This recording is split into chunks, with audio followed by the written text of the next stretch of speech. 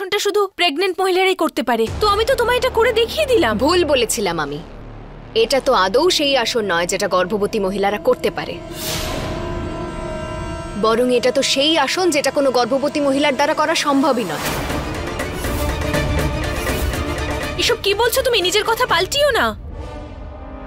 আমি সবকিছু প্রমাণ করে দিলাম আর এখন তুমি নতুন মিথ্যে বলছো। মিথ্যে আমি নয়, তুমি বলছো। এই দেখো এই ভিডিওতে কি বলেছে। এই যোগাসন একজন প্রেগনেন্ট লেডি অর্থাৎ গর্ভবতী মহিলা কোনোদিনই করতে পারবে না।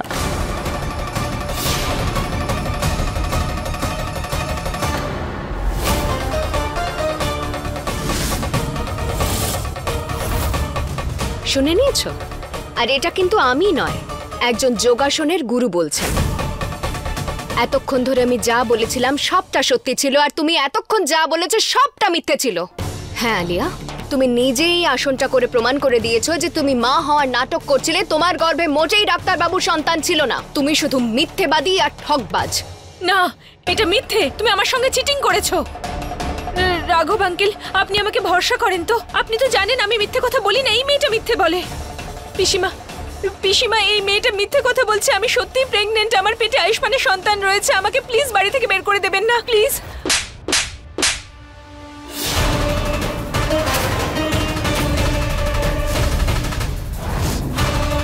হয়েছে তোমার নাটক করা। আমি এটা প্রথম থেকেই জানতাম যে তুমি মিথ্যে বলছো। কি পিসিমা, আপনি আগে থেকে জানতেন যে ও মিথ্যে বলছে? হ্যাঁ মা, আমি প্রথম থেকেই জানতাম যে এই মেয়েটা এক নম্বরের মিথ্যেবাদী, আর এটা ওর সব থেকে বড় মিথ্যে। তুমি জানো কেন? কারণ তোমার মতনই আমার আয়ুষ্মানের উপর পুরো ভরসা আছে। সম্পূর্ণ বিশ্বাস করি ও গয়নাকে কিছুতেই ঠকাতে পারে না। আমার আয়ুষ্মান না সারা জীবনেও আমার সঙ্গে উঁচু গলায় কখনো কথা বলেনি, কিন্তু যখন তোমার অধিকারের কথা এলো আমার বিরুদ্ধে গেল। আমি জানি আয়ুষ্মান তোমাকে খুব ভালোবাসে।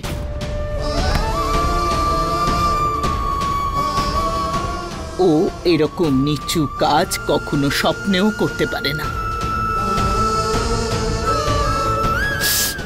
কিন্তু তোমার এটা প্রমাণ করাটা খুব জরুরি ছিল। নিজের বাচ্চা হারানোর পর তুমি একদম ভেঙে পড়েছিলে। সেই জন্য ভাবলাম ওকে মিথ্যে প্রমাণ করাটা তোমাকে নতুন করে শক্তি দেবে, যেটা আমার আগের গয়নার মধ্যে ছিল। আমার আয়ুষ্মান আর নিজের স্বামীকে সৎ প্রমাণ করার জন্য তুমি নিশ্চয়ই লড়বে, তোমার শক্তি ফিরে আসবে। আর তুমি সেটাই করলে। তোমার পিসির বিশ্বাসের মান রেখেছো তুমি। আমি খুব খুশি যে আমার আগের গয়নাকে ফিরে পেয়েছি। তুমি লড়েছো আর আবার এই আলিয়াকে মিথ্যে প্রমাণ করেছো। কি দেখছো? হ্যাঁ, মিথ্যেবাদী দুজনে। বেরো আমার বাড়ি থেকে। ও দিদি, আমাকে ক্ষমা করে দাও। আমি কিন্তু কোনো ভুল করিনি। আসলে এই মেয়েটাই আমাকে ফাঁসিয়ে দিয়েছে। যে একদম চুপ। এই কুমিরের কান্না না অন্য কোথাও গিয়ে কাঁদো, বুঝেছ?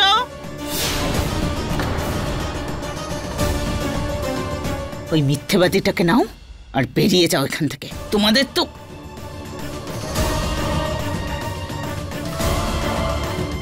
পিসিমা, পিসিমা প্লিজ আমাকে শেষ একটা সুযোগ দিন। আমাকে বাড়ি থেকে বের করবেন না।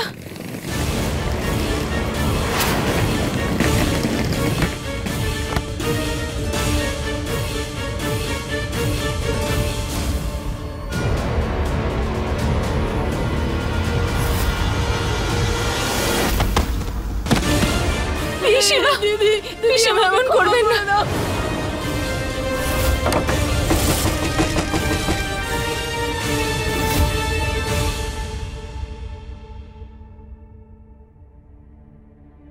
গয়না মা, আমি খুব খুশি নিজের স্বামী সত্যিটা সামনে আনার জন্য তুমি এতখানি লড়াই করলে। সাবাস। আয়ুষ্মান খুব ভাগ্যবান যে তুমি ওর বউ, আর আমি খুব গর্বিত যে তুমি আমার পরিবারের বৌমা। তুমি আমাদের জন্য অনেক করেছো, কিন্তু যদি আমরা তোমার জন্য কিছু করতে পারতাম। ভগবান যে তোমার সন্তান নষ্ট করে যে অন্যায় করেছেন, যদি যদি আমরা বদলাতে পারতাম। শুধু এইটুকু বলবো যে ভগবানের উপর ভরসা রাখো, তার উপর আস্থা রাখো মা। ভোলানাথের কৃপার কোনো সীমা নেই। জানি না উনি কখন কি চমৎকার করেন। হতে পারে তোমার এই শূন্যকোল আবার ভরে যাবে। পিসিমা, আপনাকে অনেক অনেক ধন্যবাদ। আপনি আমার উপর এতটা বিশ্বাস রাখলেন, আর আপনি দেখবেন ভোলানাথ আমাদের প্রার্থনা নিশ্চয়ই শুনবেন।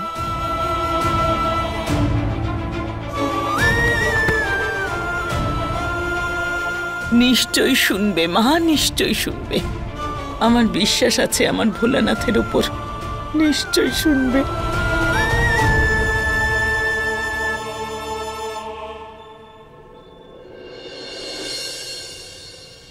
এ কি, মার গয়নার এতগুলো মিসড কল? নিশ্চয়ই চিন্তা করছে ওরা আমার জন্য। কল করে একবার বলে দিই যে আমি ঠিক আছি। ফোনটার এখনই সুইচ অফ হতে হলো। কোনো ব্যাপার না, আমি তাড়াতাড়ি চার্জিংয়ে লাগিয়ে দিই।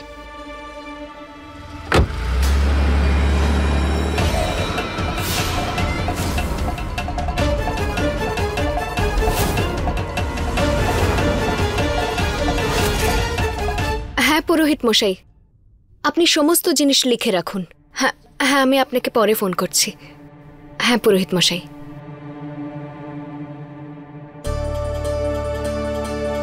আমি বুঝেছি যে আমি হার মানলে চলবে না। ডাক্তার যতই বলুক না কেন যে আমি মা হতে পারবো না, কিন্তু আমার ভগবানে বিশ্বাস আছে, আর আমি সেই সমস্ত নিয়ম পালন করব যাতে আমি মা হতে পারি। আমার তার জন্য যতই পুজো করতে হোক, যতই ব্রত রাখতে হোক, যতই পরিশ্রম করতে হোক, আমি সেটাই করব। আর আমি জানি ভগবান আমায় সাহায্য নিশ্চয়ই করবেন, আর আমি আরো একবার মা হতে পারবো।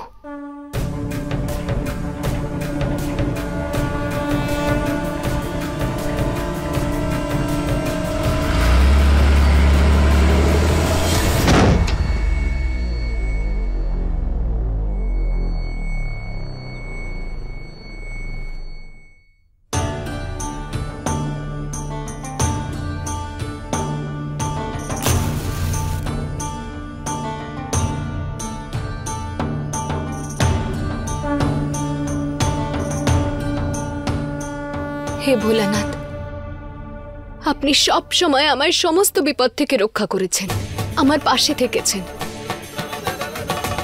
তাই আমার দৃঢ় বিশ্বাস আছে এইবারেও আপনি আমার জীবনের সবচেয়ে বড় কষ্টের থেকে মুক্ত করবেন, আর আমায় আরো একবার মা হওয়ার জন্য আশীর্বাদ করবেন। ভোলানাথ আমার মনস্কামনা পূর্ণ করুন, আর তার জন্য আমি কঠিন থেকে কঠিনতর পরীক্ষার জন্য প্রস্তুত। আর এই পরীক্ষার শুরু আমি আজ থেকেই করব, আর এখন থেকে 2 দিন ধরে আমি নিজের হাঁটুর বলে হাঁটব। আর আমি জানি ভোলানাথ, আপনি এতে প্রসন্ন হয়ে আপনার আশীর্বাদ আমাকে নিশ্চয়ই দেবেন, যাতে আমি আবারও মা হতে পারি।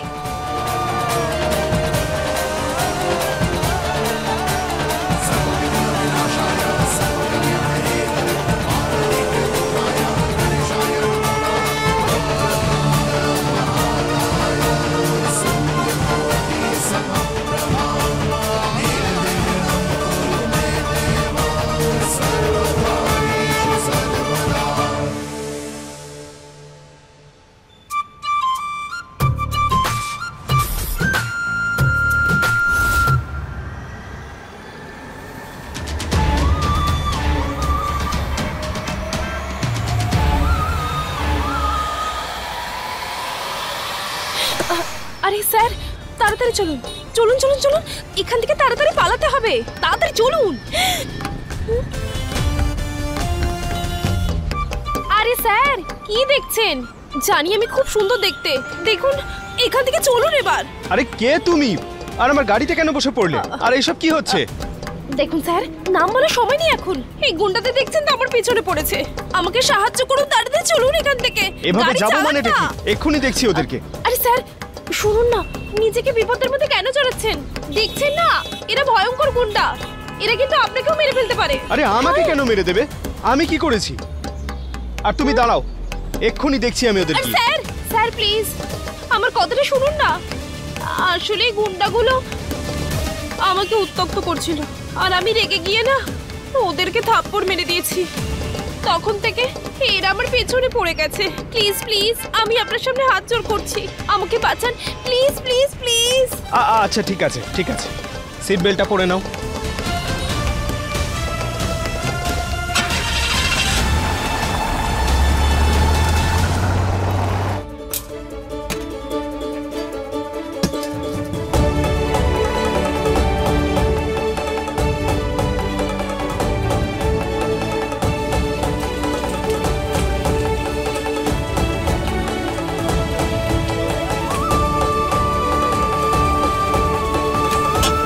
আরে গয়না, হে ভোলানাথ, এই মেয়েটাও না। কি করছো? খেয়াল রাখতে পারো না? এক্ষুনি গরম কড়াই যদি তোমার উপর পড়তো। আর মা, হাঁটু গেড়ে বসে কেন কাজ করছো? উঠে দাঁড়াও। না না পিসিমা, আমি এখন দাঁড়াতে পারবো না। আমি আমার মনস্কামনা পূর্ণ হওয়ার জন্য মানত করেছি। আরে কি মনস্কামনা আর কি মানত?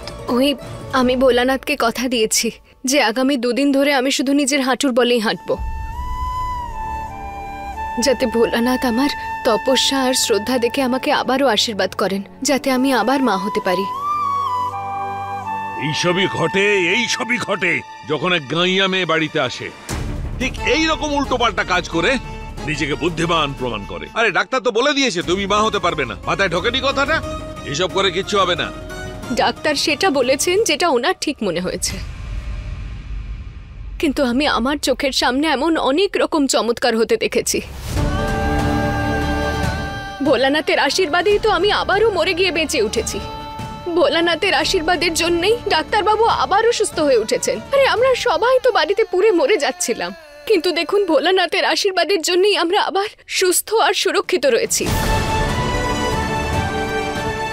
তাই জন্যই আমার বিশ্বাস আছে এইবারেও ভোলানাথ নিশ্চয়ই কোনো না কোনো একটা চমৎকার করবেন। সে দেরিতে হলেও উনি আমায় মা হওয়ার আশীর্বাদ ঠিক দেবেন।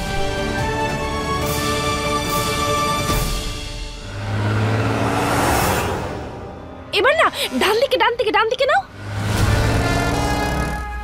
এবারে একদম সোজা। এবার বাঁদিকে বাঁদিকে, তাড়াতাড়ি তাড়াতাড়ি আরে তাড়াতাড়ি। কত তাড়াতাড়ি? উড়ে যাবো নাকি? সরি, বাঁদিকে। এবার সোজা। আচ্ছা যাবেটা কোথায় তুমি? বলছি বলছি, এখন সোজা।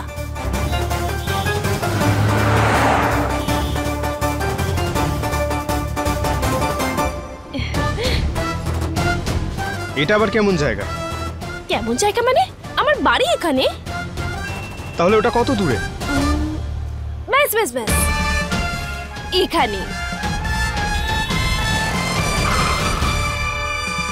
তবে স্যার আপনি কিন্তু দারুণ গাড়ি চালান, একদম হিরোদের মতো।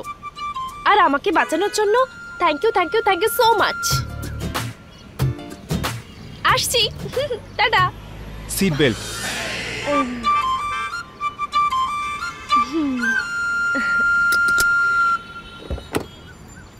আরে তুমি কে? তোমার নাম? চলে গেল।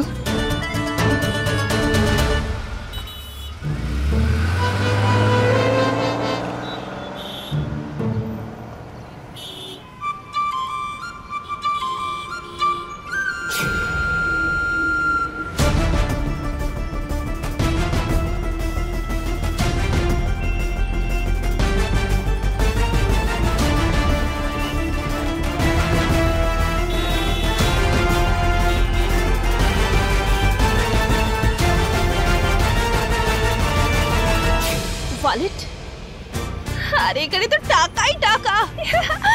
দারুণ কাজেরই, আজকের দিনটা তো সোনায় সোহাগা একদম। দারুণ একটা আইটেমের পকেট বেড়েছিস আজ। Mind blowing Kajari. মানে যে তোকে প্রাণে বাঁচালো তার পকেটও মেরে দিলি। সত্যি তুই খুব শেয়ানা মেয়ে কাজরি, মজা এসে গেছে। আরে হঠাৎ করে হলোটা কি? একটা অচেনা মেয়ের সাহায্য করলাম, ওকে আমি কিছু জিজ্ঞাসাও করলাম না, ও বললো না। প্লেনের স্পিডে এলো আর প্লেনের স্পিডে বেরিয়ে গেল। জানি না কিরকম একটা অদ্ভুত জায়গায় ছিল। ধুর, আমি আর কি করবো এসব ভেবে। যাই, একটু এগোই বরং। আরে কোথায় নিয়ে যাচ্ছেন আপনি আমাকে? আমরা কি এখানে থাকবো? তোমার কাছে টাকা আছে হোটেলে থাকার জন্য? নেই তো? তাহলে এখানেই ঘর খুঁজে আমাদের থাকতে হবে। আমি এরকম নোংরা আর ট্যাকি জায়গায় থাকবো না। ঠিক আছে, তাহলে যাও দিদির কাছে আর আয়ুষ্মানের কাছে গয়নার পা ধরে ক্ষমা চাও, সারা জীবন ধরে ক্ষমা চাও, তাহলেই তো তোমাকে ওদের বাড়িতেও রাখবে। ক্ষমা চাইতে আমার বয়ে গেছে। হ্যাঁ? তাছাড়া ওই সমস্ত দোষই আপনার। আপনি বলতে পারেননি যে প্রেগনেন্ট মেয়েরা এই আসনটা করতে পারে না, কিন্তু আপনি আমাকে একবারের জন্য বলেননি। আরে বাহ, ভালো করতে গিয়ে দেখি খারাপ হয়ে গেলাম। তোমাকে কতবার ইশারা করলাম, বারণ করলাম, কিন্তু তোমার মাথায় তো শুধু গয়নাকে হারাতে হবে সেটাই ঘুরছে। এবার ভোগো। আরে বাবা, জেঠিমা ঝগড়া করে বন্ধ করুন। একটু ভাবুন যে আমরা কোথায় থাকবো। এক তো অচেনা জায়গা, থাকার কোনো ঠিকানাও নেই আমাদের কাছে। হ্যাঁ, সামনে গিয়ে কারো কাছে সাহায্য চাইতে হবে। হ্যাঁ, মনে হচ্ছে আজ ভগবান তোর উপর প্রসন্ন হয়ে গেছে। প্রথমে তুই স্যারের থেকে ফোন আর ওর ওয়ালেটটা চুরি করলাম, আর এখনই মেম সাহেবরা এদের থেকেও পয়সা বার করছি। আজ তো তুই ডবল লটারি পেয়ে গেছিস কাজরি।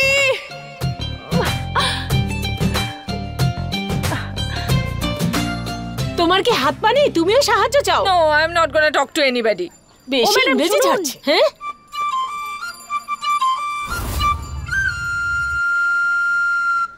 আপনারা দুজন বাড়ি খুঁজছেন? হ্যাঁ, তোমার তাতে কি? যাও না, গিয়ে নিজের কাজ করো। ঠিক আছে, আমার কি? আরে হতে তো পারে ও আমাদের সাহায্য করবে। এই শোনো শোনো, তো তুমি কি আমাদের এখানে একটা কোনো রকম ঘরের ব্যবস্থা করে দিতে পারবে? হ্যাঁ, একদম, কেন করব না? ম্যাডাম, আমি কাজরি, আমি সবাইকে সাহায্য করি। দেখুন, এই পাশেই একটা না বাড়ি আছে যেখানে আপনারা থাকতে পারেন, কিন্তু এটা মুম্বাই, এখানে ফ্রিতে কিচ্ছু পাওয়া যায় না, ভাড়া দিতে হবে। ভাড়া? কিন্তু আমাদের কাছে তো টাকা নেই। আপনাদের কাছে টাকা নেই? আরে ম্যাডাম, মুম্বাইতে জল ছাড়াও থাকতে পারবেন, কিন্তু টাকা ছাড়া না। টাকা ছাড়া আপনারা বাড়ি খুঁজতে এসেছেন? এরা শুধু শুধু আমার সময় নষ্ট। আচ্ছা আচ্ছা, শোনো শোনো শোনো শোনো, আমার কাছে এই একটা অনেক দামি আংটি আছে, তুমি এটা তোমার কাছে রেখে দাও, আর যখন আমাদের কাছে টাকা চলে আসবে তখন আমি টাকা দিয়ে তখন এটা ফেরত নেব, ঠিক আছে? এটা নাও তুমি। আগে আমাদেরকে ঘরটা তো তুমি দেখাও, তারপরে এটা তোমাকে আমি দেবো। খুব এভাবে দামি কিভাবে হবে জিনিস। ম্যাডাম? প্রথমে দাম, তারপর বাড়ি। আরে ম্যাডাম, ব্যাপারটা বুঝুন, প্রয়োজনটা আপনাদের, আমার তো নয়, তাই না? ওই কথাটা শোনেননি? আপনার জল তেষ্টা পেলে আপনি কুয়োর কাছে যাবেন, কুয়ো তার আপনার কাছে আসবে না। এবার আপনি ভেবে নিন, আপনি কি এভাবেই জল না খেয়ে কাটাবেন নাকি টেস্টটা তো খুব পেয়েছে। এই দাঁড়াও দাঁড়াও দাঁড়াও, আরে দাঁড়াও দাঁড়াও, কোথায় চলে যাচ্ছ তুমি? আচ্ছা ঠিক আছে, তুমি এটা রেখে দাও, আমাদেরকে ঘর দেখিয়ে দাও। এটা দামি তো? হ্যাঁ, অনেক দামি, অনেক দামি। চলুন বাড়ি দেখাচ্ছি। হ্যাঁ, আরে চলে আসুন, চলে কোথায় আসুন। নিয়ে যাচ্ছে আমাদের?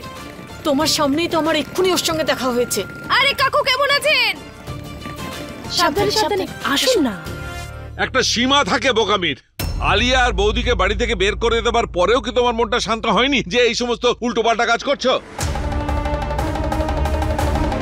বন্ধ করো সব। রাঘব, আবার শুরু করলি তুই?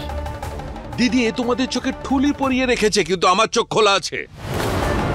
আমার চোখেও একজন চাকরানি আছে, আর চিরকাল তাই থাকবে। আমি কখনো ওকে আপন করতে পারবো না। বাবা, যখন আমি এই বাড়ির বংশধর দিতে পারবো তখন আপনি আমায় মেনে নেবেন তো? তখন আমি এই বাড়ির বৌমা হওয়ার স্বীকৃতি পাবো তো? বাবা, আমি এই তপস্যা, এই পরিশ্রম এই জন্য করছি যাতে ভগবান আমার মনস্কামনা পূর্ণ করে। আপনি আমায় এই বাড়ির বৌমা রূপে মেনে নিতে পারেন। এই পরিবার বংশধর পাবে, তার থেকে ভালো বংশটা এখানেই শেষ হয়ে যাক। আমার খুব আনন্দ যে ভগবান তোমার থেকে মা হবার ক্ষমতাটাই কেড়ে নিয়েছে। ও যদি জন্ম নিত তবু ওকে আপন করতে পারতাম না। কি বলছিস তুই রাঘব? এত বিষ আছে তোর মনের মধ্যে? একে একে তুই গেঁয়ো বলছিস? তুই লেখাপড়া শিখে এমন কি বড় বড় কাজ করেছিস সেটা বল আমায়। আরে এত বিষ ভরে আছে তোর মনে, লজ্জা করে আমার। আরে একটু ভেবে চিন্তে কথা বল। আর কত কষ্ট দিবি মেয়েটাকে? সীমা আছে সবকিছু। তোর এই ব্যবহারের জন্য আয়ুষ্মান তোর থেকে দূরে চলে গেছে। আর যদি এরকমই থাকিস তাহলে বাড়ির প্রত্যেকটা সদস্য তোর থেকে দূরে চলে যাবে। এখনো সময় আছে, সামলে যা, নয়তো খুব পস্তাবি, বুঝেছিস? পস্তাবে তুমি দিদি। তুমি তোমার ভাইয়ের পক্ষ না নিয়ে এই গয়নার পক্ষ নিয়েছো।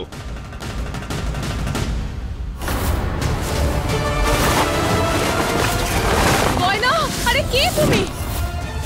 আয়ুষ, তুই এসে গেছিস। এক্ষুনি গয়নাকে কেউ বস্তা বন্দি করে বাইরে নিয়ে গিয়ে দরজা বন্ধ করে দিয়েছে। গয়না!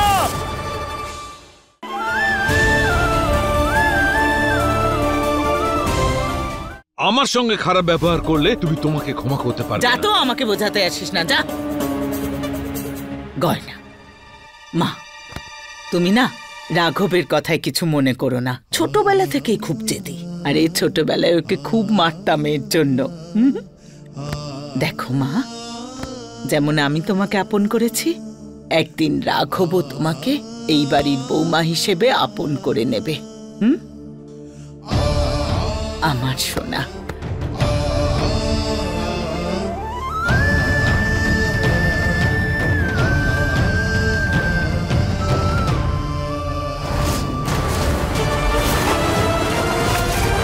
গয়না, আরে কে তুমি?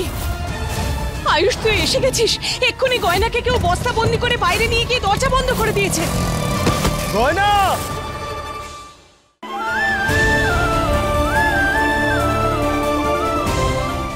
তুই একটা কথা বলতো, মনস্কামনা পূরণ করার জন্য এত কঠিন মানত কেন নিয়েছিস?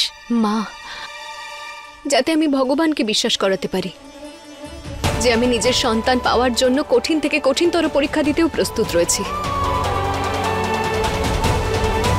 আর আমার সম্পূর্ণ বিশ্বাস রয়েছে ভোলানাথ আমার কথা ঠিক শুনবেন। আর আপনারা সবাই আমার মতোই ভগবানের উপর বিশ্বাস রাখুন, তাহলে তো আমার মনস্কামনা আরো তাড়াতাড়ি পূর্ণ হবে।